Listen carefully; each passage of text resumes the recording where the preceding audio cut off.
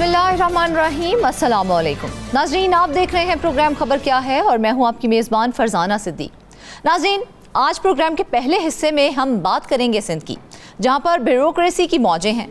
इस साल भी अरबों रुपए की गाड़ियां खरीदी जाएंगी। महकमा खजाना ने डिप्टी कमिश्नर्स और असिस्टेंट कमिश्नर्स के लिए लग्जरी गाड़ियों की खरीदारी के लिए करोड़ों रुपए की रकम भी जारी कर दी है। मज़ीद तफसीलात बताने के लिए हमें ज्वाइन करेंगे कराची स्टूडियो से जाहिद खोकर। जबकि प्रोग्राम के दूसरे हिस्से में हम आपको बताएंगे कि बलूचिस्तान की 70% यूनियन कौंसल्स के पास सरकारी दफातर ही मौजूद नहीं हैं और ज़राए महकमा बल्दियात के मुताबिक सूबे के अक्सर यूनियन कौंसल्स के दफातर में सहूलियात का फुकदान है। मज़ीद इस खबर पर बात करने के लिए हमारे साथ मौजूद होंगे कोयटा से शाह हुसैन तरीन। और प्रोग्राम के आखिरी हिस्से में हम बात करेंगे मुल्तान की, जहां पर MDA और फाटा के ज़ेरे कंट्रोल इलाकों में 50 से ज़ायद पार्क्स की सूरत हाल अबतर है। फंड्स की कमी और इंतज़ामी गफलत पार्कों की बहाली की राह में रुकावट बन चुकी है। मज़ीद इस मौजू पर बात करने के लिए हमारे साथ मौजूद होंगे मुल्तान से सरमद अली। तो चलते हैं आज की पहली खबर की जानिब। नाज़रीन, कराची जहां पर ब्यूरोक्रेसी की मौजें हैं, इस साल अरबों रुपए की गाड़ियां खरीदी जाएंगी। महकमा खजाना ने डिप्टी कमिश्नर्स और असिस्टेंट कमिश्नर्स के लिए लग्जरी गाड़ियों की खरीदारी के लिए करोड़ों रुपए की रकम भी जारी कर दी है, जबकि रिटायर्ड अफसरान ने सैकड़ों गाड़ियां ताहाल वापस ही नहीं की हैं। मज़ीद तफसीलात बताने के लिए हमें ज्वाइन किया है कराची से जाहिद खोकर ने। जाहिद, सबसे पहले तो हमें ये बताएं कि सिंध में सरकारी अफसरान की मौजें हैं, उनके लिए लग्जरी गाड़ियों की खरीदारी के लिए कितने फंड्स मुख्तस किए गए हैं? Thank you so much.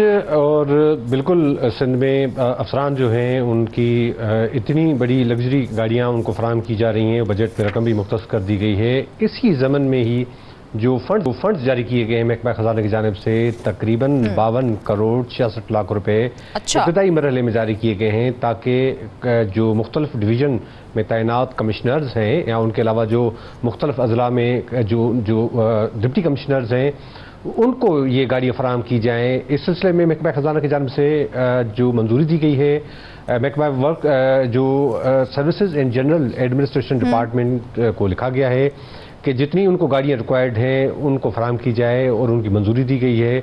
तकरीबन इब्तदाई मरहले में 29 गाड़ियाँ जो हैं वो लग्जरी गाड़ियाँ वो ख़रीदी जा रही हैं, उनकी मंजूरी दी गई है, उनको रकम फराहम कर दी गई है, वो कुछ दिनों में ही उन अफसरान के हैंडओवर हो जाएंगी। सिंध में ये हुआ था कि जब बजट मंजूर होने जा रहा था तो उस वक्त ये फैसला किया गया था कि चूंकि सिंध के अंदर जो माली हालात जो हैं वो बेहतर नहीं है, इसलिए सिंध भर में कोई तरक्याती मंसूबे शुरू नहीं किए जाएंगे। जो मुख्तलिफ अवाम के फलाह बहबूद के लिए जो काम होना थे उनके लिए रकम मुख्तस नहीं कर दी गई थी। अलबत्ता जो रकम है मजमूई तौर पर 7 अरब 31 करोड़ रुपए वो सिर्फ लग्जरी गाड़ियाँ खरीद करने के हवाले से रकम ज़रूर मुख्तस कर दी गई थी, जिसके इब्तदाई मरहले में ये हुआ है कि ये जो 52 करोड़ 66 लाख रुपए की रकम है वो जारी कर दी गई है। यानी कि 7 अरब में से 52 करोड़ रुपए जारी कर दिए गए हैं। जी बिल्कुल, 52 करोड़ 66 लाख रुपए जारी कर दिए गए हैं। जिस भी कंपनी से जो गाड़ियां ली जा रही थी उनके अकाउंट नंबर सारे मेंशन किए हुए कि किस तरह की गाड़ियाँ होंगी, कितना सीसी होंगी, उनको ये रकम फराहम कर दी गई है ताकि उन अजला को इब्तदाई मरहले में जो अफसरान थे उनको ये रकम फराहम करने के हवाले से कि उनको मिल जाए। जो दूसरा मरहला होगा, फिर जो दूसरे अफसरान हैं जिसमें और भी डिप्टी कमिश्नर्स होंगे और भी कमिश्नर्स या असिस्टेंट कमिश्नर्स, वो जो है इससे फ़ायदा उठा सकेंगे। ठीक है। अच्छा जाहिद, ये भी बताएं कि इस वक्त जो फंड्स जारी किए गए हैं उससे कौन कौन से अफसरान और कितने अफसरान हैं जिनको कि ये गाड़ियां मिलेगी और कौन कौन सी गाड़ियां उन्हें अलॉट होंगी?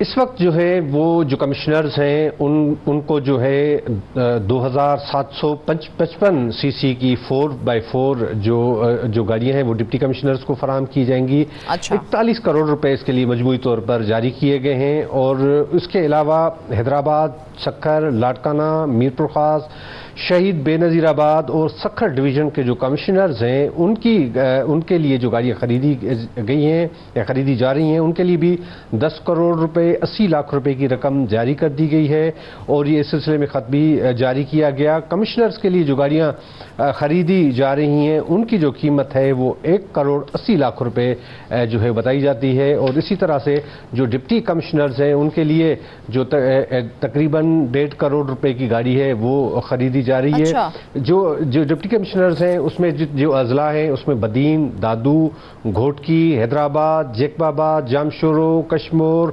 Karachi east, Karachi west, Karachi central, Malir, Korangi, Khairpur, Larkana, Mirpur Khas, Tharparkar, Matiari, नौशर Firoz, कंबर शहदाद कोट, शहीद बेनजीराबाद, सजावल, सांगड़, शिकारपुर, सखर, टंडो मोहम्मद खान, टंडो अलैया, ठट्टा, उमरकोट के ये डिप्टी कमिश्नर्स शामिल हैं जिनको ये गाड़ियां फराम की जाएंगी और इब्तदाई मरहले में जितने जितने ये फंड्स जारी किए गए थे और उनके लिए भी जो गाड़ियां हैं वो भी काफ़ी लग्जरी गाड़ियां हैं। सिंध हुकूमत का इस मामले पे क्योंकि ये मामला जब आया था ज़ेर बहस भी आया था, मुख्तलिफ पॉलिटिकल पार्टीज़ ने इस हवाले से उस पर तनकीद भी की थी, तो सिंध हुकूमत का मौक़िफ़ उस वक्त भी सामने आया था जो इस वक्त भी है। उनका ये कहना है कि 2010 और 12 में जो गाड़ियाँ खरीदी गई थी असिस्टेंट कमिश्नर्स के लिए वो जो इस वक्त खस्ताहाली का शिकार हैं इसलिए ज़रूरत थी और ज़रूरी चीज़ें थी इसलिए उनकी गाड़ियाँ खरीद जाहिद, सॉरी मैं आपको यहाँ पर इंटरप्ट कर रही हूँ, लेकिन देखा जाए एक तरफ नई लग्जरी गाड़ियाँ जो हैं वो खरीद करके दी जा रही हैं, दूसरी तरफ इतलात तो ये भी हैं कि 150 से ज़ायद गाड़ियों पर रिटायर्ड अफसरान और गैर मुतल्लिका लोग काबिज हैं, तो उनसे गाड़ियों की वापसी के लिए कोई इकदाम किए जा रहे हैं ताकि वो भी गाड़ियाँ लेके नई गाड़ी ज़्यादा ना खरीदनी पड़े, वही गाड़ियाँ नए अफसरान को आगे अलॉट कर दी जाएँ? जी बिल्कुल, जो अदाद शुमार हमें मौसूल हुए हैं कि 150 से ज़ायद गाड़ियाँ हैं जो वो ऐसे अफसरान हैं जो रिटायर हो चुके हैं या ऐसे लोग हैं गैर मुतल्लिका जो हैं किसी के भी रिश्तेदार हो सकते हैं, तो उनके पास ये गाड़ियां हैं, तो उनके वापसी के लिए भी बार बार खतूत लिखे गए हैं महकमा जनरल एडमिनिस्ट्रेशन डिपार्टमेंट की तरफ से और इस वक्त उसके जो सेक्रेटरी जीए हैं उनकी जानिब से पर्सनल कोशिश भी बार बार की जा रही है कि ये गाड़ियां वापस की जाएं। और अब एक अहम पेशरफ्त ये सामने आई है कि एक सब कमेटी काबीना की बनाई गई है जिसमें मुख्तलिफ सूबाई वज़रा उसमें शामिल है। इसमें गुज़श्ता जो मीटिंग हुई थी उसमें यह फैसला किया गया कि अगर वो अफसरान, रिटायर्ड अफसरान या गैर मुतल्लिका जो लोग हैं सरकारी गाड़ियाँ का वापस नहीं करेंगे तो हम उन पे मुकदमा दर्ज कराएंगे। तो ये पेशरफ्त हुई है और अगर इस तरह की कोई मामला होता है तो उस पर ये अगर मुकदमा दर्ज हो जाता है तो उम्मीद है तो फिर वापस कर दें। ये तो कई सालों से ऐसी गाड़ियां हैं कि इस तरह के फैसले तो जाहिद हमने कई बार सुने हैं कि इस तरह किया जाएगा, कार्रवाई की जाएगी। आज तो कोई कार्रवाई अमल में लाई गई और आज तक कोई एक गाड़ी भी रिकवर की गई है? देखिए, गाड़ियाँ कुछ मिलती ज़रूर है अगर ये नीयत हो, अगर कोशिशें होती हैं और इस वक्त भी जो संजीदगी दिखाई जा रही है क्योंकि जो सीनियर वज़ीर की ज़ेर सदारत जो कमेटी बनी हुई है किफ़ायत शुमारी कमेटी, उनकी जानिब से ये कोशिश की जा रही है कि वो गाड़ियाँ वापस की जाएँ और अगर इसमें कोई एक आध मुकदमा दर्ज हो भी जाता है तो ये बड़ी पेशरफ्त होगी, फिर दूसरे जो लोग हैं वो गाड़ियाँ जल्द वापस करेंगे। जिस तरह से मैं बता रहा था कि ऐसे कई अफसरान हैं जिनके पास गाड़ियाँ हैं, उन्होंने झूठी मूठी गाड़ी चोरियों की FIR दर्ज करवा दी है और वो अपनी जो गाड़ियाँ हैं वो गाँव देहातों में, गोठों में इस्तेमाल कर रहे हैं और उन्होंने सिर्फ फेस सेविंग के लिए बताया है और दूसरे के ये गाड़ियाँ जो हैं वो चोरी हो गई हैं। तो इस तरह के मामलात को भी देखना चाहिए और ये जो कमेटी बनी है इस पर भी उसको गौर करना होगा ताकि जो गाड़ियों हैं उनकी रिकवरी अमल में लाई जा सके। अच्छा जाहिद, ये तो हो गया मामला नई गाड़ियों की खरीद के हवाले से। एक और मामला है, ज़रा वो भी बता दीजिए कि सिंध में सरकारी अफसरान की जानिब से गैर रजिस्टर्ड गाड़ियों पर सरकारी नंबर प्लेट्स लगाने का मामला सामने आया था, तो चीफ सेक्रेटरी ने उस हवाले से नोटिस भी लिया था। तो क्या अब डिटेल्स हैं इस मामले के हवाले से, क्या पेशरफ्त हुई है? जी बिल्कुल, ये अहम मसला है, अहम ही ज़्यादा जो है संजीदा मसला है कि चीफ सेक्रेटरी ने कुछ अर्सा पहले भी नोटिस लिया था। इस वक्त भी चीफ सेक्रेटरी इस मामले को देख रहे हैं कि वो ऐसी गाड़ियां हैं जो रजिस्टर्ड ही नहीं है। कोई सरकारी अफसर है, कोई पुरानी गाड़ी है, उसका नंबर निकाल के गाड़ियों पे लगा लेते हैं। अक्सर जो है गाड़ियों इस तरह की देखने में आती है कि उनको पुरानी सीरीज़ में गाड़ियाँ जो है वो निकली हुई होती हैं, मगर अफसरान जो है वही नंबर प्लेट्स जो है वो इस्तेमाल करते हैं। चीफ सेक्रेटरी सिंध ने इस मामले का नोटिस लिया था और सख्ती से हिदायत की थी कि अगर कोई इस तरह का कोई अफसर इस मामले में कोई मुलविस पाया गया तो उसके खिलाफ सख्त कार्रवाई होगी। एक तो ये मामला है, दूसरा कि सरकारी जो मुलाजमीन हैं या अफसरान हैं वो कानून की धज्जियां भी बिखेरते हैं। वो इस तरह से कि वे फैंसी नंबर प्लेट्स, अगर कोई गाड़ी रजिस्टर हुई भी होती है तो उस पे जो है ग्रीन प्लेट लगा के वही नंबर लगा लेते हैं। वो महसूस यही कराते हैं कि ये जो सरकारी गाड़ी है, या उसके ब्लैक काले शीशे जो हैं वो भी करा देते हैं। तो ये एक जाहिद, ये गाड़ियां चलनी तो आखिर सड़क के ऊपर ही होती हैं ना, खुलेआम चलनी होती हैं, उसके बावजूद भी इन गाड़ियों के खिलाफ कोई एक्शन क्यों नहीं लिया जाता, पकड़ी क्यों नहीं जाती हैं? बिल्कुल सही कह रही हैं आप, इनको होना चाहिए। और एक ताज़ा मिसाल अभी हुई थी कि साबिका डिप्टी कमिश्नर दादू, उनकी जानिब से भी यही काले शीशे करके गाड़ी चलाई जा रही थी। हाँ। जिसका चीफ सेक्रेटरी सिंध ने नोटिस लिया था। बिल्कुल। और उनको जो है एक्सप्लेनेशन कॉल दी गई थी और उनसे पूछताछ की गई थी। तो इस तरह से जब कानून की हुक्मरानी होगी या कानून पर अमल दरामद की बात होगी तो फिर ही ये सारे मामला होंगे। और कराची के जो पोश एरियाज हैं वहाँ पर तो इस किस्म के मामला इतने ज़्यादा होते हैं कि जो सरकारी गाड़ियां हैं, हम देखते हैं कि उनके जो बेटे हैं, उनके जो लड़के हैं, वो इस तरह टीन एज में, उनकी उम्र भी नहीं होती, लाइसेंस याफ्ता भी नहीं होता, वो चलाते रहते हैं, एक्सीडेंट होते हैं। ये इतनी संजीदा मामला है कि जिस पर जो है सिंध हुकूमत को नोटिस लिया हुआ है, मगर और भी लेना चाहिए ताकि इस तरह के मामला रोके। जो सरकार जो हमारे आपके टैक्स के पैसे हैं वो सही जगह पे लगने चाहिए। उन पैसों से जो गाड़ियां खरीदी जा रही हैं उनका इस्तेमाल सही हो। गैर मुतल्लिका लोगों के पास जिस तरह गाड़ी है उसकी रोकथाम करनी चाहिए। और एक संजीदा सिंध हुकूमत अभी हुई है, ये काफ़ी सालों से, कोई आज की बात नहीं, काफ़ी सालों से ये इशू चल रहा था कि जिस तरह से सरकारी अफसरान तमाम गाड़ियों पर अब उसको अपना हक समझते हैं कि ये गाड़ी मुझे मिल गई तो ये ताहाल होगी, सारी ज़िंदगी होगी। इस तरह नहीं होता है। जिससे जितनी ज़िंदगी वो सर्व करता है उसको तनख्वाह मिलती है, उसको TAD मिलते हैं, उमरात मिलती हैं, तो गाड़ी तो वापस करें ताकि दूसरे जो अफसरान हैं वो उसको इस्तेमाल कर सके। तो ये मामला थे, सिंध हुकूमत को इन चीज़ों पर भी देखना चाहिए और उन अफसरान से जो है फौरी तौर पर ये ऐसी जो है गाड़ी वापस लेनी चाहिए। बिल्कुल लेनी तो चाहिए। और अफसोस का मुकाम भी ये है कि वो पैसा जो सही जगह पे खर्च होना चाहिए वो कभी भी आज तक सही जगह पे खर्च ही नहीं हुआ। खैर, ये भी एक अलग मामला है। जाहिद, हमें ये भी बताएं कि एक तरफ लग्जरी गाड़ियाँ हैं, दूसरी तरफ इलेक्ट्रिक गाड़ियाँ भी हैं। सिंध हुकूमत की जानिब से सरकारी अफसरान को कहा गया था कि इलेक्ट्रिक गाड़ियाँ फराहम की जाएंगी, वो मामला कहाँ तक पहुँचा है? जी बिल्कुल, ये फैसला किया गया था सिंध हुकूमत की जानिब से कि जो और ख़ास तौर पर इस काबीना की कमेटी की जानिब से कि वो जो नाकारा गाड़ियाँ हैं सिंध हुकूमत ने खरीदी हुई थी उनकी हालत सही नहीं है, उनका ऑक्शन किया जाए, उनकी नीलामी करके उससे जो रकम मिले तो उससे भी इलेक्ट्रिक गाड़ियां खरीदी जाएं। क्योंकि इलेक्ट्रिक गाड़ियां होगी तो ज़ाहिर है उनकी फ्यूल की भी बचत होगी। सिंध हुकूमत में हर साल अरबों रुपए के जो है वो फ्यूल की मद में फंड्स जारी होते हैं, तो उनकी भी रोकथाम जरूरी होती है। यानी कि जाहिद, ये जो इलेक्ट्रिक गाड़ियां हैं इनके लिए अलहदा से फंड्स जारी नहीं किए गए थे। ये जो फंड्स हैं ये सिर्फ लग्जरी गाड़ियों के लिए जारी किए गए हैं, ऐसा ही है? वो लग्जरी जी बिल्कुल, ये तो अभी जो फंड्स मुख्तस किए गए हैं ये सिर्फ लग्जरी गाड़ियों के हवाले से है। और अगर सिंध हुकूमत ने जो 10 साल रिकॉर्ड जो है वो पेश किया गया था, कुछ दिन पहले एक इजलास भी हुआ था काबीना सब कमेटी का और उसमें तमाम रिकॉर्ड पेश किया गया कि कितनी गाड़ियां सिंध हुकूमत की मौजूद हैं जो नाकारा हालत में है, तो उनको भी यूटिलाइज किया जा सके। ये एक अलहदा मामला है जिस पर वर्किंग जारी है।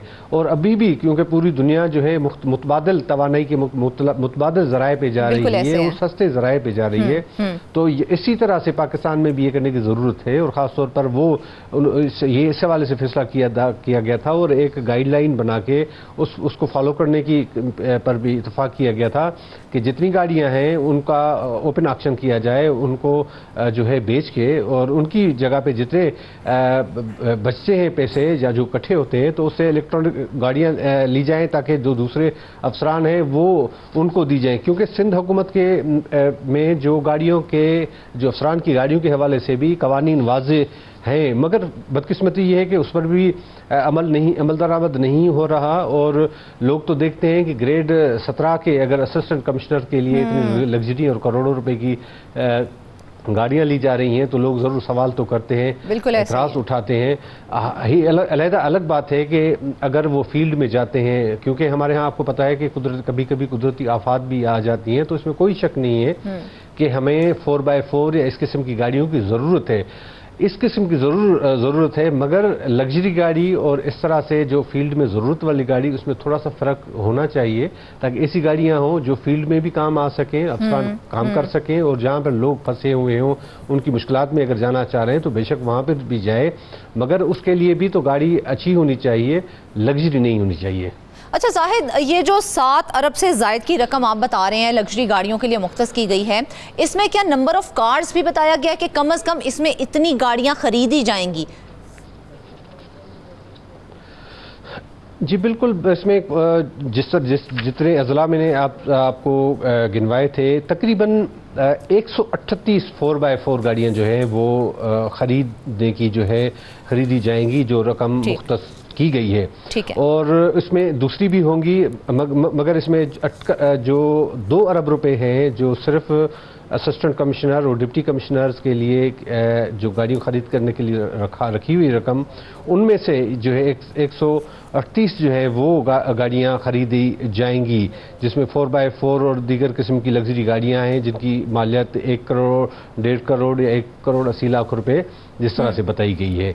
तो ये बात है। और जो कवानीन बनाए गए थे 1997 में बनाए गए थे कि जो अफसरान है उनका तयन किया गया था कि ग्रेड 17 के अफसर के पास, बिल्कुल जाहिर देखा जाए तो सिंध हुकूमत के पास जानिब वसाइल की कमी दिखाई देती है, लेकिन दूसरी जानिब इस तरह के फैसले करना कि लग्जरी गाड़ियां उन अफसरान को देना जो पहले से गाड़ियां रख के बैठे हुए हैं, कुछ समझ से बालातर है। इस किस्म के फैसले करने से पहले 10 बार हुकूमत को सोचना जरूर चाहिए कि आया हम ये काम ठीक करने जा रहे हैं या नहीं। वापस आएंगे ब्रेक के बाद।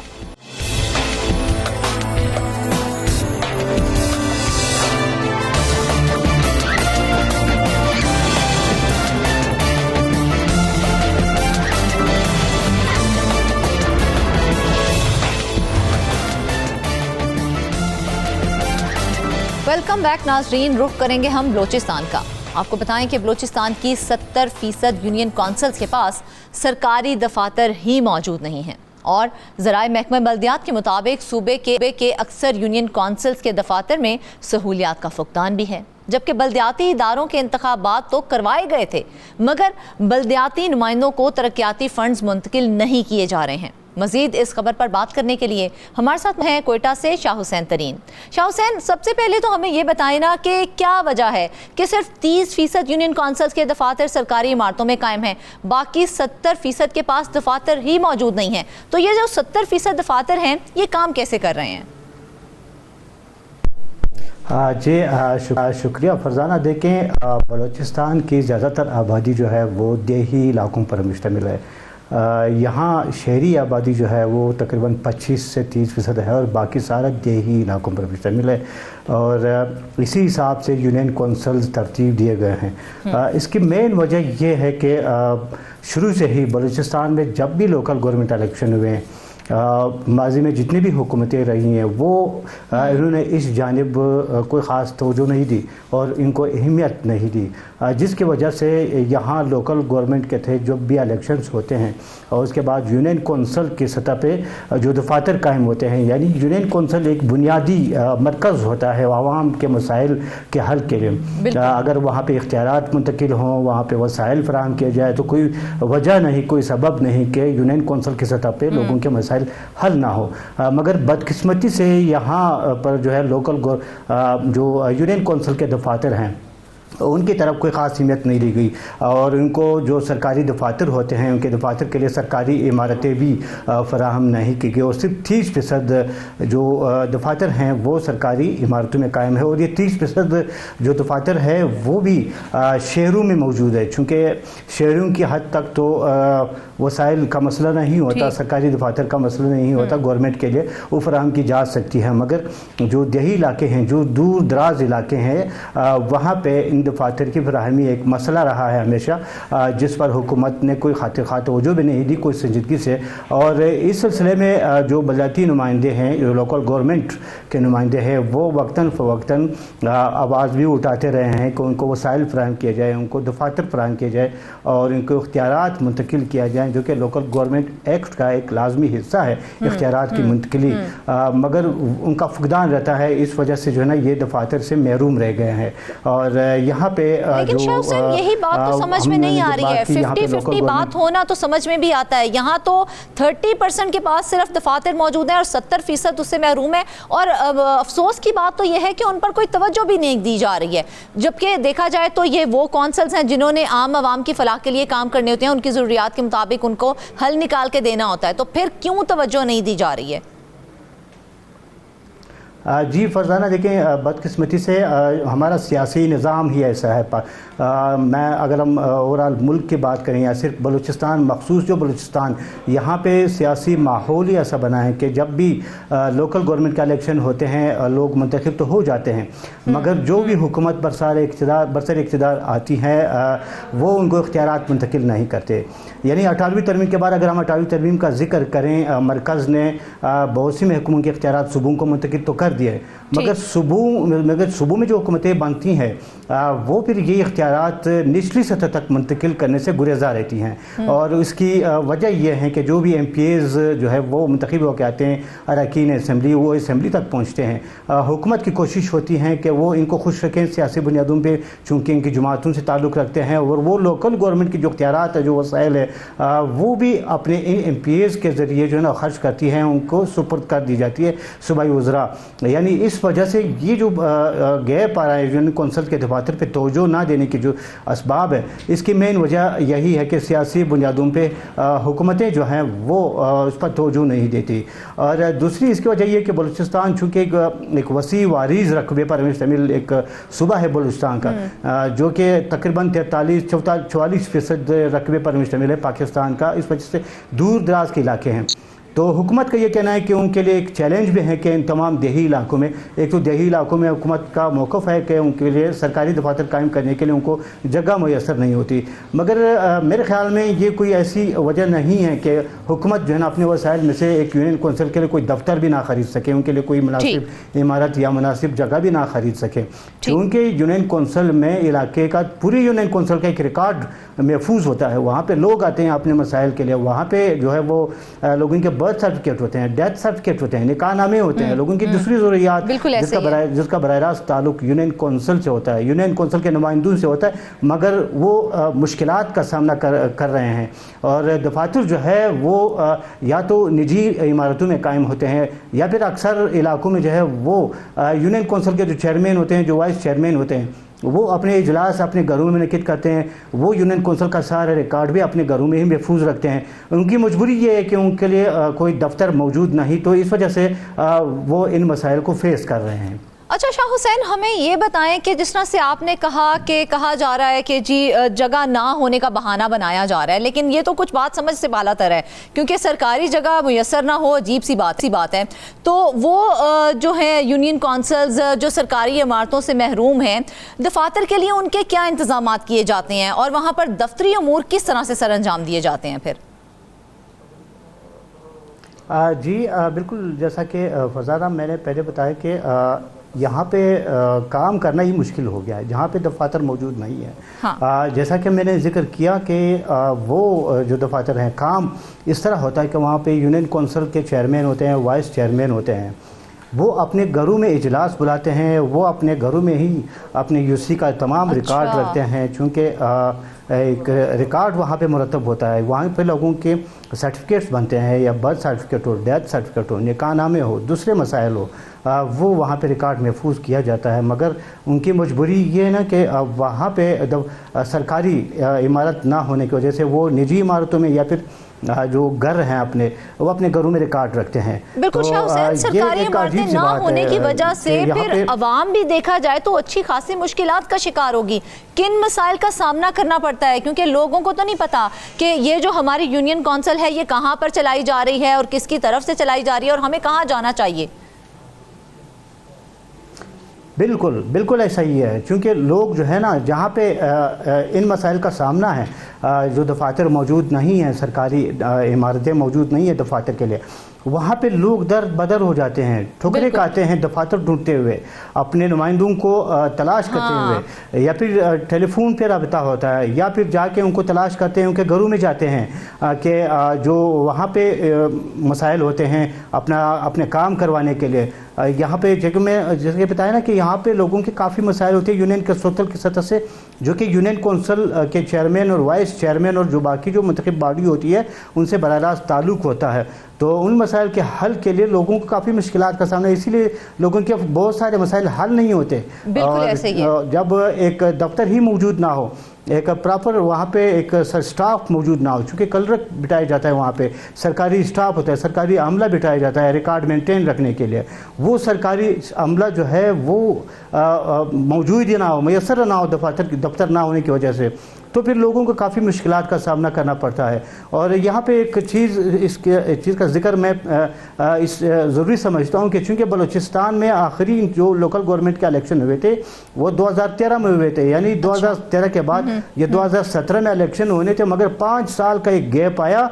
5 साल के बाद 2022 में ये इलेक्शन कराए गए, और फिर भी जो है ना बलूचिस्तान के 36 में से 35 अजला में इलेक्शन तो करा दिए गए, मगर कोयटा में ताहाल ये जो लोकल गवर्नमेंट का इलेक्शन है वो नहीं कराए जा सके। कोयटा जो कि तकरीबन जिसकी आबादी अब 35 लाख के लगभग है, और सबसे बड़ा शहर भी कोयटा है, वो मेट्रोपॉलिटन कॉरपोरेशन का दर्जा इसको हासिल है, मगर यहाँ पे कई सालों से 2017 के बाद यानी अब 2025 चल रहा है, अभी तक इलेक्शन नहीं कराए गए, और जिसकी वजह से तो काफ़ी मुश्किलात का सामना है। और अब जो मौजूदा जो हुकूमत है, वज़ीर आला सरफराज बुगटी, इन्होंने एक समरी तलब की है, और हमारी बात हुई है लोकल गवर्नमेंट के जो महकमे बल्दियात हैं उनके हुकाम से बात हुई, तो यही बताया गया कि अब एक समरी अरसाल कर दी गए हैं वज़ीर आला को, जहाँ जहाँ पे सरकारी दफातर, सरकारी इमारतें मौजूद नहीं है यूनियन कौंसिल के दफातर के लिए, वहाँ पे इमारतें फराहम करने के लिए समरी अरसाल कर दी गई है वज़ीर आला बलूचिस्तान को। अच्छा, शाह हुसैन, देखा जाए तो बलूचिस्तान अच्छा खासा बड़ा सूबा है, बलूचिस्तान अच्छा खासा बड़ा सूबा है, और कुल 36 अजला हैं। 36 अजला में कितनी यूनियन कौंसिल्स मौजूद हैं, और क्या जितनी मौजूद हैं वो काफ़ी हैं इस पूरे जो सूबा है उसके लिए? बिल्कुल नहीं है। यहाँ पे 36 अजला में जो रिकॉर्ड में बल्दियात के रिकॉर्ड के मुताबिक इन 36 अजला में 871 यूनियन कौंसिल मौजूद हैं, मगर ये इंतहाई नाकाफ़ी हैं, यानी बलूचिस्तान की आबादी इस वक्त 2 करोड़ के लगभग है। तो 831 यूनियन कौंसिल इस आबादी को मद्देनज़र रख कर ये इंतहाई नाकाफ़ी समझा जाता है, और मज़ीद दफातर कायम करने की ज़रूरत है, उनको यूनियन कौंसिल्स की तादाद बढ़ाने की ज़रूरत है, चूँकि इलेक्शन कमीशन जब भी हल्का बंदियाँ करती है वो उस पर काफ़ी इतराज़ात उठाए जाते हैं यहाँ पे मुख्तलिफ सियासी जमातों की जानिब से, मुख्तलिफ तबक़ात की जानिब से, कि आबादी को मद्देनज़र रख कर यूनियन कौंसिल्स तरतीब नहीं दिए जाते, हल्का बंदियाँ नहीं की जाती। एक हल्का तो 1000 वोट पर मुश्तमिल होता है, मगर दूसरा जो हल्का होता है वो उसके मुकाबले में 3000 वोटों पर मुश्तमिल होता है, यानी हल्का बंदियाँ बराबरी की बुनियाद पर कायम नहीं की जाती, जिसकी वजह से हमेशा लोगों को जो है मुश्किलात का सामना करना पड़ता है। वसाइल की तकसीम का मामला आता है, अगर एक हल्का बड़ा हो एक हल्का छोटा हो और वो बराबरी की बुनियाद पर ना हो तो वसाइल की तकसीम भी बराबरी की बुनियाद पर मुमकिन नहीं होती। इसी वजह से यहाँ पे लोगों को मुश्किलात का हमेशा सामना रहता है, और काफ़ी शिकायत भी आती है। अच्छा शाह हुसैन, ये दफातर मौजूद ना होना ये तो काफ़ी जो है सीरियस किस्म का मामला लग रहा है, ये सिलसिला कब से चला आ रहा है, और माजी की हुकूमतों की जानिब से अगर बात की जाए तो इस मसले की तरफ तवज्जो क्यों नहीं दी गई है? बिल्कुल ऐसा ही है, क्योंकि ये एक देरीना मसला है। यहाँ पे जब भी लोकल गवर्नमेंट के इलेक्शन हुए, पहली बात तो ये कि जो सूबाई हुकूमतें बनती हैं वो इलेक्शन तो करा देती हैं लोकल गवर्नमेंट की, मगर उसके बाद जो बल्दियाती नुमाइंदे होते हैं, जो बल्दियाती इदारे होते हैं, यूनियन कौंसिल से लेके फिर डिस्ट्रिक्ट कौंसिल तक, फिर मेट्रोपॉलिटन कॉरपोरेशन, फिर म्यूनसिपल कॉरपोरेशन, म्यूनसिपल कमेटी, जो कौंसिल्स होते हैं, उनको इख्तियारात मुंतकिल नहीं होते और उनको वसाइल भी सियासी बुनियादों पर फराहम किए जाते हैं। अगर एक यूनियन कौंसिल का चेयरमैन है वो हुकूमत के मुखालिफ पार्टी से उसका ताल्लुक है, उनको फंड नहीं दिए जाते हैं। अगर म्यूनसिपल कॉरपोरेशन का एक की बॉडी है वो हुकूमत की हामी है तो उनको फंड्स दिए जाते हैं, और अगर उसका ताल्लुक अपोजिशन से है तो उनको वो ना वसाइल दिए जाते हैं और ना उनको फंड दिए जाते हैं, जिसकी वजह से वो अपना टर्नओवर पूरा होने तक रोना रोते हैं। यहाँ पे एक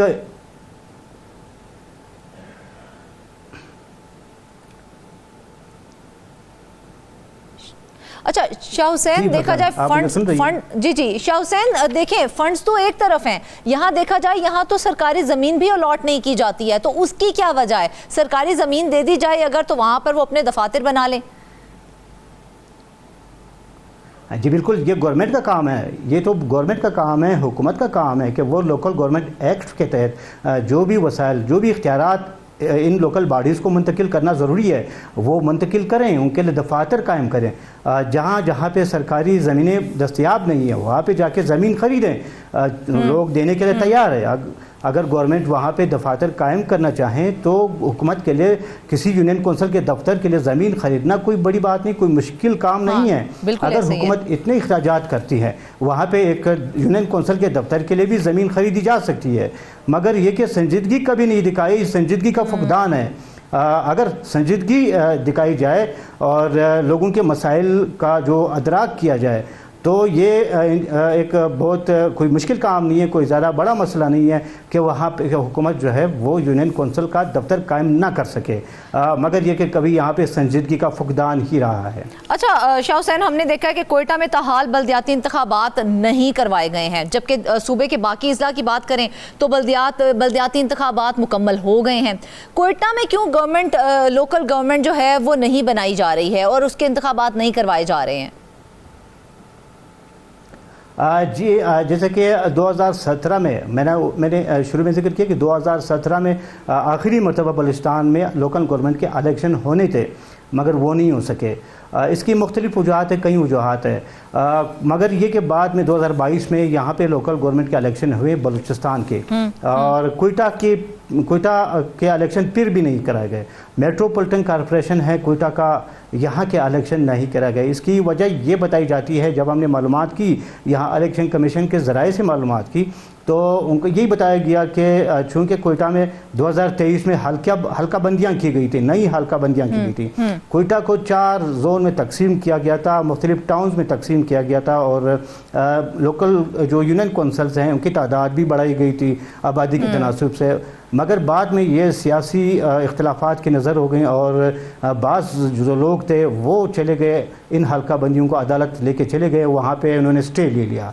चले शाह हुसैन, मुझे एक शॉर्ट आंसर दे दीजिए, मुझे सिर्फ ये बताइए, गुज़िश्ता हुकूमतों की तो हम बात ही नहीं करते हैं ना, मौजूदा हुकूमत की बात कर लेते हैं। उसकी जानिब से बल्दियाती इदारों को दफातर और फंड्स की फराहमी के लिए किसी किस्म के कोई इकदाम किए गए हैं या नहीं किए गए हैं?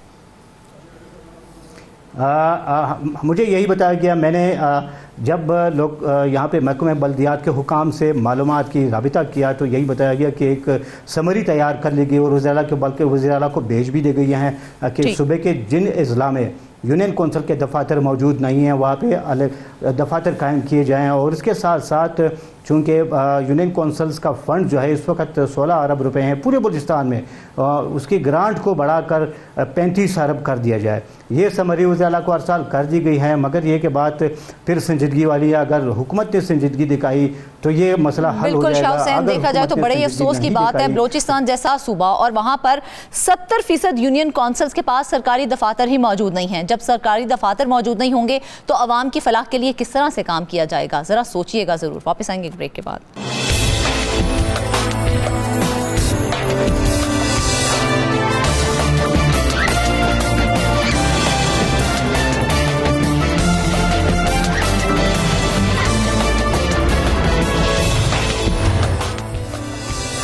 वेलकम बैक नाज़रीन। अब आपको बताएंगे कि मुल्तान में MDA और फाटा के ज़ेरे कंट्रोल इलाकों में 50 से ज़ायद पार्क्स की सूरत हाल अबतर है। फंड्स की कमी और इंतजामी गफलत पार्कों की बहाली की राह में बड़ी रुकावट बन गई है। सहूलियात नापैद होने की वजह से पार्क्स चटियल मैदानों का मंजर पेश कर रहे हैं।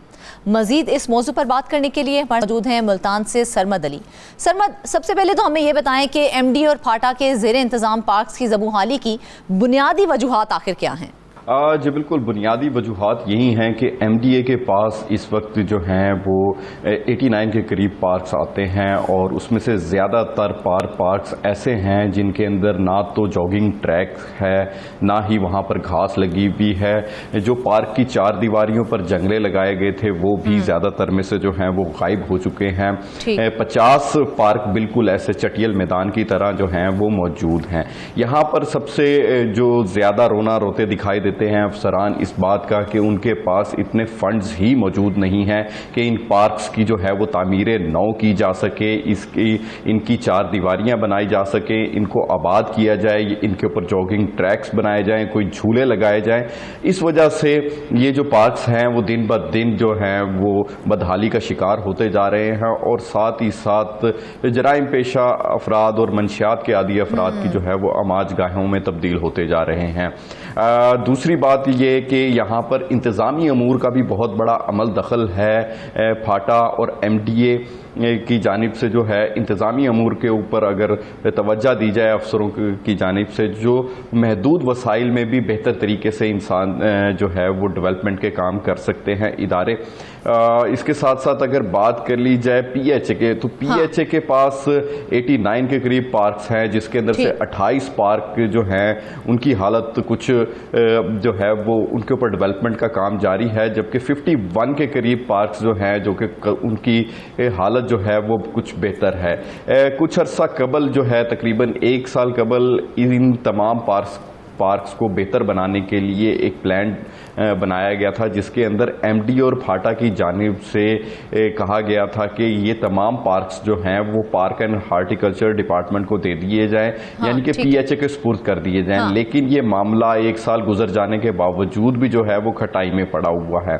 अब बात कर ली जाए इन पार्क्स की, तो ज़्यादातर पार्क्स जो हैं वो एमडीए और फाटा की जानिब से जब भी जो कॉलोनियाँ बनाई गई शुरू में मुल्तान की जब डेवलपमेंट शुरू हुई तो शाहरुख आलम न्यू मुल्तान के एरियाज़ में हर ब्लॉक में वहाँ पर एक पार्क स्टार्टिंग में दिया गया और एक पार्क ही एंडिंग पे जो ब्लॉक था उसकी एंडिंग पे दिया गया था। इन पार्क्स का मकसद जो था एक तो माहौल दोस्त इन्वायरमेंट बनाना और दूसरा ये था कि जो शहरी हैं उनको एक अच्छा इन्वायरमेंट भी मिले और बच्चों की सैर व तफरीह के मौक़ों के साथ साथ खेल के जो ज़रूरियात थी उनको पूरा करना था। लेकिन कॉलोनीज़ जो हैं वो डेवलप होती गईं और इन पार्क्स की तरफ जो है वो ज़्यादा तवज्जो नहीं दी गई, जिसकी वजह से साल गुजर जाने के बावजूद ये जो पार्क्स हैं वो काफ़ी जो बुरे हालात हुए में हैं। इसी तरह बात कर लीजिए मुल्तान के जो 3 बड़े जो पीएचए के अंडर आते हैं,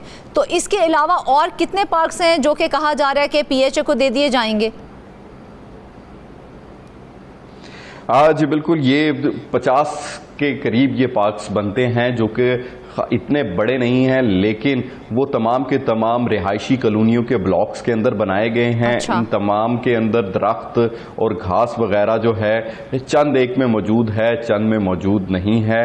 ये मैंने पहले भी अर्ज़ की कि जितनी भी कॉलोनीज़ बनाई जाती हैं, खा वो प्राइवेट हों खा वो सरकारी हों, जब भी कॉलोनी का कोई नक्शा पास होता है, खा वो एमडीए की तरफ से अगर पास होना हो तो उसके अंदर पहले शर्त ये रखी जाती है कि यहाँ पर जो है कमर्शियल एरिया के साथ साथ पार्क्स की भी होना लाजमी होती है, क्योंकि एक तो पार्क्स जो हैं वो आबो हवा को बेहतर बनाते हैं, दूसरा आजकल के जो कंक्रीटनाइजेशन के दौर में जो दर्जा हरारत है उसको भी कम करने में जो है वो काफ़ी मुफीद साबित होते हैं। बदकिस्मती से जो बेहंगम तरीके से यहाँ पर शहर जो आबाद हो रहे हैं वहाँ पर पार्क्स जो हैं वो शहरी आबादियों में नहीं है, लेकिन जो कि प्लानिंग के तहत जो कॉलोनियाँ बनाई गई हैं वहाँ पर हर सोसाइटी के अंदर जो है वो पार्क बनाए जा रहे हैं। पार्क्स ना होने की वजह से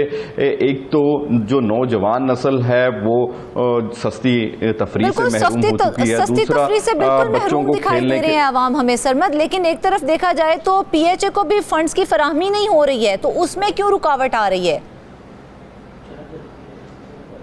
जी बिल्कुल, पार्क एंड हार्टिकल्चर डिपार्टमेंट जो है पीएचए उसको अपनी सेल्फ इनकम के ऊपर मुतद्दिद पार्क्स को जो है वो बेहतर बनाने की कोशिशों में लगा हुआ है। मैं यहाँ पर ऐड ऑन करता जाऊँ कि मुल्तान के 3 बड़े पार्क हैं, शाह शमस पार्क, जिना पार्क और कासिम पार्क। इनके बहाली का काम भी जो है वो शुरू किया गया था। इन तीनों पार्क्स की बहाली के लिए 50 करोड़ रुपए से ज़ायद की फंड्स की ज़रूरत थी, जो कि अभी भी जो है इनको नहीं मिल सके, जिसकी वजह से इनकी डेवलपमेंट का काम दरमियान में ही अधूरा छूट चुका है। पीएचए की बात कर ली जाए, पीएचए के जब हमारे बात हुई पीएचए के अफसरान से, तो पीएचए के अफसरान का कहना था कि हम सेल्फ इनकम के ऊपर काम करते हैं, जितनी हमारी सेल्फ इनकम होती है उसके तहत ही हम जो रकम हासिल होती है उसको हम मुख्तलिफ डेवलपमेंट के प्रोजेक्ट्स के ऊपर खर्च करते हैं। रही बात फाटा और एमडीए के ज़ेरे तमाम जो ज़ेरे उनके अंडर जो पार्क्स आते हैं उनकी, तो एज सच एमडीए का भी एक अच्छा बजट आता है डेवलपमेंट के लिए। अगर उसको सही तरह से यूटिलाइज किया जाए तो शहर के जो 50 के करीब पार्क ऐसे हैं जिनकी हालत जो है वो काफ़ी ज़्यादा ख़राब है, ना तो झूले हैं ना ही वहाँ पर जो है वो बैठने के सबसे ज़्यादा बुरा हाल ही उनका है जो कि एमडीए और फाटा के ज़ेरे कंट्रोल आते हैं। तो अगर इतना बजट उनको दिया जाता है तो फिर बजट कहाँ पर यूटिलाइज होता है? देखें, प्रायोरिटीज़ की बात होती है। जब एक इदारे की प्रायोरिटी सिर्फ रोड साइड्स के ऊपर जो पार्क्स आते हैं, जो जगह आती हैं, उनको बेहतर बनाना जब प्रायोरिटी हो जाए कि जो भी अफसर गुजरता है उसने मेन रोड्स के साथ ही जाना होता है, तो एमडीए और फाटा की ज़्यादा से ज़्यादा कोशिश होती है कि जो रोड्स के अतराफ पे अगर कोई पार्क है तो उसको ज़्यादा बेहतर बनाया जाए, जो कि कॉलोनीज़ के अंदर पार्क ब्लॉक्स के अंदर पार्क्स बनाए गए हैं उनकी तरफ जो तवज्जो है वो ना होने के बराबर है इन दोनों इदारों की, जिसकी वजह से जो नुकसान है वो शहरियों को इस चीज़ का जो है खमियाजा उठाना पड़ रहा है कि उनके बच्चे सस्ती तफरीह से जो हैं वो मुकम्मल तौर पर महरूम हो चुके हुए हैं। जब माहौलियाती हवाले से भी बात कर ली जाए तो कॉलोनियों के अंदर जो पार्क्स बनाए जाते हैं वो इस वजह से बनाए जाते हैं कि एक तो वहाँ का इन्वायरमेंट ज़्यादा बेहतर हो सके, दूसरा जो दरख्त लगाए जाते हैं उनसे ऑक्सीजन में भी ज़्यादा मदद मिलती है, और साथ ही साथ क्योंकि मुल्तान गर्म तरीन इलाकों में से आता है, एक यहाँ पर दर्जा हरारत बहुत ज़्यादा होता है, लेकिन जहाँ पर ग्रीनरी ज़्यादा हो वहाँ पर दर्जा हरारत जो है वो चंद सेंटीग्रेड तक कम होता है। लेकिन बदकिस्मती से जो हमारे डेवलपमेंट के इदारे हैं वो इस तरफ तवज्जो देने के बजाय मुख्तलिफ चौक जो हैं उनकी तरफ ज़्यादा तवज्जो दे रहे हैं, उनको दोबारा बना रहे हैं। बिल्कुल, छोटे पार्क्स की तो बात आप छोड़ ही देना, जिस तरह से बड़े पार्क्स का जिक्र आपने किया जिनमें शाह शम्स पार्क है, जिना पार्क है, कासिम पार्क है, इनकी भी तज़ीनो और आइश अभी तक मुकम्मल नहीं हो सकी है, तो उसकी क्या वजह है? हालांकि एक आवाम की बहुत बड़ी तादाद है जो इन पार्क्स का रुख करती है। जी बिल्कुल, अगर मैं इनके महल वकू की बात कर लूँ तो शाह शम्स पार्क जो है वो मुल्तान शहर का जो मेन चौक आप उसको कह सकते हैं 9 नंबर उससे इंतहाई करीब है। यहाँ पर ईद हो या रोज़ाना की तादाद में ना सिर्फ फैमिलीज़ इर्द गिर्द की बल्कि दूर दराज इलाकों से जो बच्चों के ट्रिप भी आते हैं वो भी इन पार्क्स में जो है वो जाने को तरजीह देते हैं, लेकिन वहाँ पर इतनी ज़्यादा डेवलपमेंट ना होने से वहाँ पर झूले जो जो हैं उनका मेयार इतना ज़्यादा अच्छा ना होने की वजह से जो ज़्यादातर लोग हैं वो निजी हाउसिंग कॉलोनीज़ में बनाए गए जो पार्क्स हैं उनमें जाने को तरजीह देते हैं और वहाँ पर जो महंगी टिकटें भर के जो हैं वो शहरी वहाँ पर तफरी करते हैं। अगर हुकूमत इस तरफ तवज्जो दे, दूसरा पार्क है जिना पार्क। अगर मुल्तान शहर में आप साउथ पंजाब की तरफ से इंटर हों तो सबसे पहले विहाड़ी चौक आता है। विहाड़ी चौक के बिल्कुल साथ ही ये एक जिना पार्क बहुत बड़े रकबे पर ये जो है मुहित है। इसके अंदर किसी टाइम पर जनूबी पंजाब की सबसे बड़ी स्विमिंग पूल स्लाइड भी हुआ करती थी, लेकिन ये काफ़ी अरसा ठेके पे रहा। ठेके के बाद जब ये इंतज़ामी अमूर इन PHA के हवाले हुए तो तब से लेके अब तक उसकी जो है वो मुकम्मल तौर पर बहाली नहीं हो सकी। एक तो रकबा ज़्यादा है, दूसरा फंड्स की कमी की वजह है जिसकी वजह से ये जो पार्क्स हैं वो सही तरह से डेवलप नहीं हो पा रहे। इसी तरह अगर बात कर लीजिए जो आगे ना जिनके अंडर ये पार्क्स आते हैं, आखिर हुकूमत का भी तो कोई काम बनता है ना, तो पार्क्स की बहाली के लिए हुकूमत की जानिब से कोई अमली इकदाम होते नजर आ रहे हैं आपको? कोई तवज्जो दी जा रही है इसके ऊपर? जी बिल्कुल, जब भी बजट बनाया जाता है फाटा और MDA का तो यहाँ पर एक ख़ास रकम जो है वो मुख्तस की जाती है जो पार्कों की डेवलपमेंट और रीडेवलपमेंट के लिए वो रकम रखी जाती है। यहाँ पर मैं आपको बताता चलूँ कि मुल्तान के जो पार्क हैं जो कि बिल्कुल भी डेवलप नहीं हुए हुए, उनके अंदर डी ब्लॉक पार्क है, मुस्लिम कॉलोनी पार्क है, गोल प्लाट है, कदीमी मस्जिद पार्क है, मुमताज़ाबाद में ये भी बहुत बड़ा पार्क है। इसी तरह जो है गुलजार शम्स पार्क है, फरीदाबाद पार्क है। ये इतने सारे नाम मैं आपको गिनवा सकता हूँ जो कि पार्क फिल वक्त नॉन डेवलप हैं और वहाँ पर घास नाम की कोई चीज़ नहीं है। ज़्यादातर में जो बाउंड्री वॉल बनाई गई थी, जो जंगले लगाए गए थे, वो भी जो है वो गायब हो चुके हुए हैं। और अभी इस वक्त PHA की जानिब से 2 पार्क्स की बहाली के ऊपर काम चल रहा है। एक जो है वो पार्क चाबूटे वाला है और दूसरा सूतरी वट के साथ ग्रीन बेल्ट है। एक रोड के दोनों तरफ पर जो है दरमियान में एक ग्रीन बेल्ट है जो कि पार्क की सूरत में जो है वो डेवलप की जा रही है। बहुत अच्छे अच्छे डेवलप पार्क भी मुल्तान में मौजूद हैं, लेकिन जहां से ज़्यादा इनकम जनरेट की जा सकती है वो बड़े park, Shah Shamas park, Qasim park और जिना पार्क हैं, जिनकी तरफ अगर हुकूमत उन तवज्जो दे, इसको डेवलप करे तो ये बहुत अच्छा सेल्फ इनकम का भी जरिया बन सकता है इनके लिए। लेकिन हुकूमत ने तो जो तवज्जो देनी है सो देनी है। PHA की अगर बात करें तो वो तो सेल्फ इनकम पर चलने वाला इदारा है। क्या उनके पास पार्क संभालने की सलाहियत मौजूद नहीं है कि पार्क की ये हालत हो गई है? देखें, PHA की जानिब से वहाँ पर फूल और दरख्त, घास वगैरह का तो मुकम्मल इंतज़ाम करने की जो है वो कोशिश की गई है, लेकिन जब डेवलपमेंट करनी होती है तो वहाँ पर नए झूले भी लगाने होते हैं। जो पार्किंग एरिया है उसको भी डेवलप करना होता है। बहुत सारी चीज़ों का ख्याल रखना पड़ता है कि दूर दराज इलाकों से एज अ पिकनिक मनाने के लिए जो लोग यहाँ पर आएँ उनको फैसिलिटेट किया जाए। ज़्यादातर पार्क्स के जो झूले हैं, कैंटीन्स हैं, इन तमाम को जो है वो ठेके पे दे दिया जाता है, जिससे PHA की इनकम जनरेट होती है और उस इनकम जनरेट हुई हुई इनकम है उसका कुछ रकम जो है वो दोबारा से उन पार्क्स के ऊपर लगा दी जाती है। इस वजह से ये जो सेल्फ सपोर्ट वाला सिस्टम है जिसके अंदर हुकूमत की तरफ से कोई फंड्स नहीं होते, सेल्फ इनकम के ऊपर इदारों को रिलाय करना पड़ता है, उसके अंदर टाइम बहुत ज़्यादा खर्च होता है किसी भी जो है उसको चीज़ को बेहतर बनाने के लिए। अच्छा सरमद, जिस तरह से आप बता रहे हैं इसका मतलब तो ये है कि ये बहुत ही टाइम गेनिंग प्रोसेस है और जो है PHA उसके पास इतनी सलाहियत मौजूद नहीं है, तो फिर किस तरह से पार्क्स को बहाल किया जाएगा?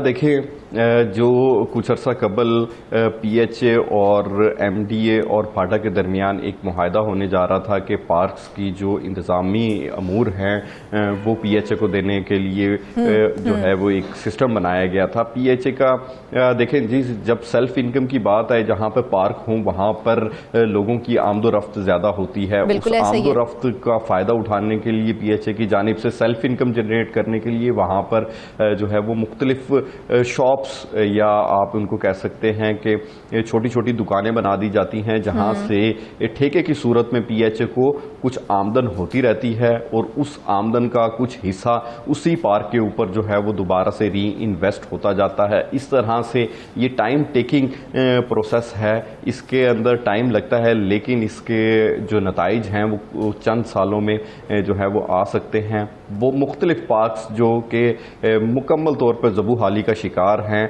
उनको बेहतर बनाने के लिए ये तरीका जो है वो अपनाया जा सकता है और इदारे की इनकम का ज़रिया भी बन सकते हैं और सैर व तफरी का जो मौका है वो भी आवाम को मिल सकता है। लेकिन सरमद देखा जाए तो जिस तरह का हमारे मुल्क का एनवायरनमेंट है, जिस तरह का मौसम है, उस मौसम में तो लोग खुद ब खुद चाहते हैं कि वो पार्क्स का रुख करें। फिर क्या वजह है कि इतनी सेल्फ जो इनकम है इन पार्क्स की नहीं हो पाती है और वो इतना रेवेन्यू जनरेट नहीं कर पाते हैं, जबकि हमारी आवाम तो बहुत ज़्यादा पार्कों में जाती है?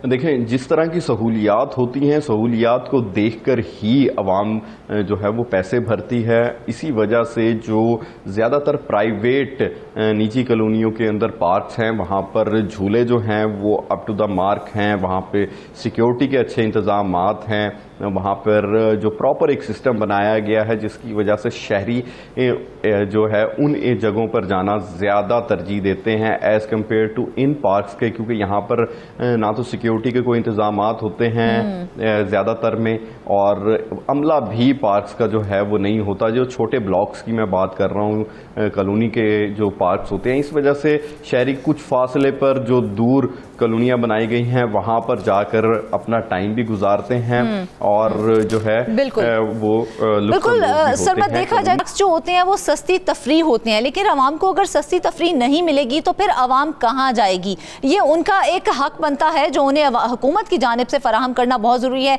लेकिन अगर पार्क्स की बहाली का काम मुकम्मल नहीं होगा, अगर झूलों की मुरम्मत का काम मुकम्मल नहीं होगा, तो ये किसी भी बड़े हादसे का वजह या सबब बन सकते हैं। लिहाजा हुकूमत को इस हवाले से सीरियस होकर सोचना चाहिए। नाज़रीन, इसके साथ ही आज के प्रोग्राम से बस इतना ही। अपनी ढेर सारी दुआओं में हमें याद रखिएगा। इजाज़त दीजिए, अल्लाह हाफ़िज़।